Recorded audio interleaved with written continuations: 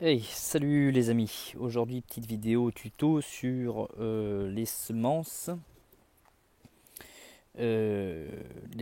afin d'obtenir des plants en terrine. Donc, moi, je fais mes plants avec ce type de terrine que j'ai pu acheter sur internet il y a un petit moment maintenant, il y a un an et demi. Donc, ça se présente comme ceci, c'est alvéolé en polystyrène. Ici, on a une espèce de tissu qui vient se mettre là, par-dessus. Et ici, la réserve d'eau. Donc vous mettez une réserve d'eau ici. Vous faites de façon à ce que le tissu trempe dans l'eau et par capillarité, l'eau va remonter sur le tissu et imbiber le dessous euh, de votre terrine.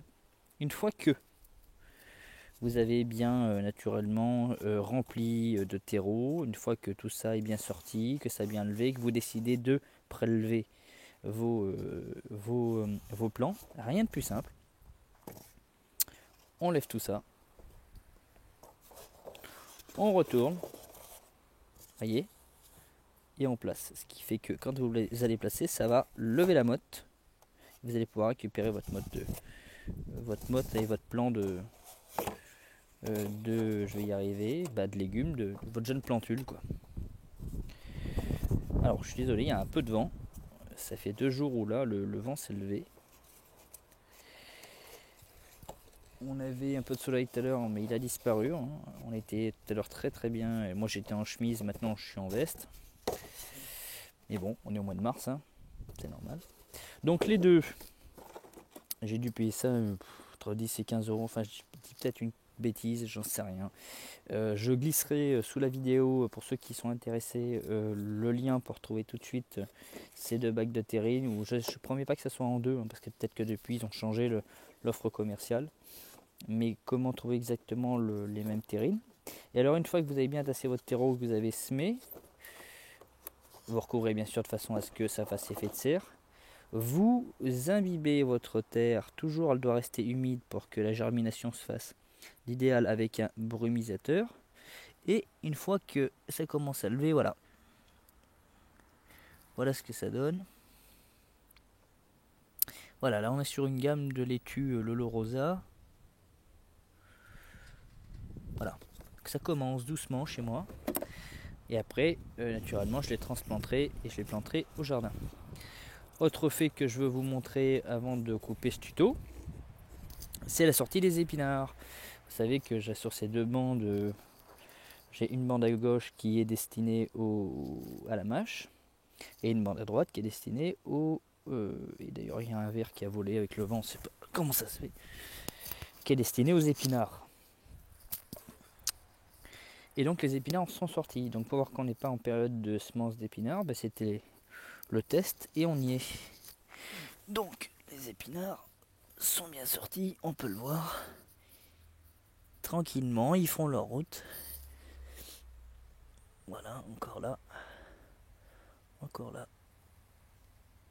Voilà, et sur la deuxième rangée ici, on a, on a ce qu'il faut. Donc voilà. Donc là c'est un peu sec. Je vais y apporter un peu d'eau. Voilà, pour vous montrer que malgré que ça soit pas la saison, le test fonctionne. Alors moi je me permets de faire des tests vraiment, il y en a qui vont dire ouais mais les barjots, il y a des périodes pour tout, je suis d'accord. Mais vu que c'est ma dernière année, enfin ici, du moins sur ce jardin, je me permets de faire des tests.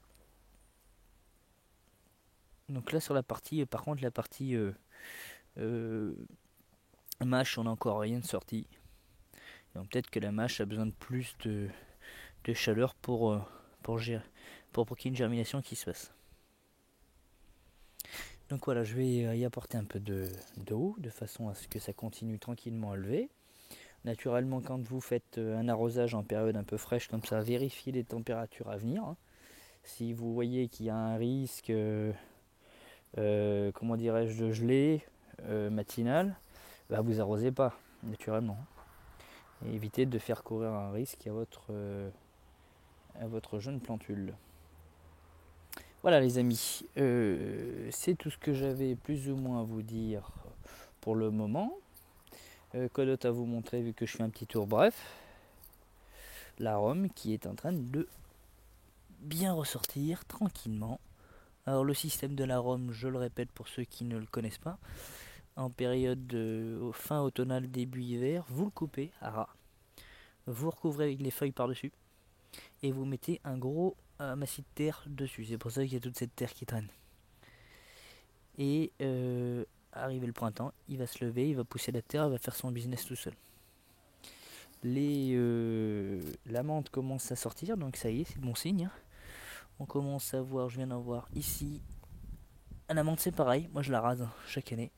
Et elle repousse très très bien, on peut le voir. Voilà. Voilà, le choucal qui est bien reparti. Hein, qui avait été malheureusement consommé par une chenille. La chenille avait mangé plus de choux que moi j'en ai mangé, puisque j'en ai pas pu en goûter une seule feuille, je crois, presque pas ou deux. Une ou deux, peut-être pas plus. Il était très beau. Quoi d'autre à vous montrer? Ici, nos laitues qui poussent bien. Elle commence à avoir les feuilles dentelées. Donc voilà. Les fèves, exactement, ça y est, les fèves, ça y est, c'est parti pour les fèves. On y est. Ça sort de partout. Alors qu'on avait un ou deux plants qui sortaient là au niveau des fèves. C'est parti. Ça rigole plus. Ici et ici. Donc voilà, ça fait son petit business tranquillement, donc j'y laisse faire. Voilà, chers amis, je vous laisse sur ces mots et puis je vous souhaite une bonne journée. Allez, ciao.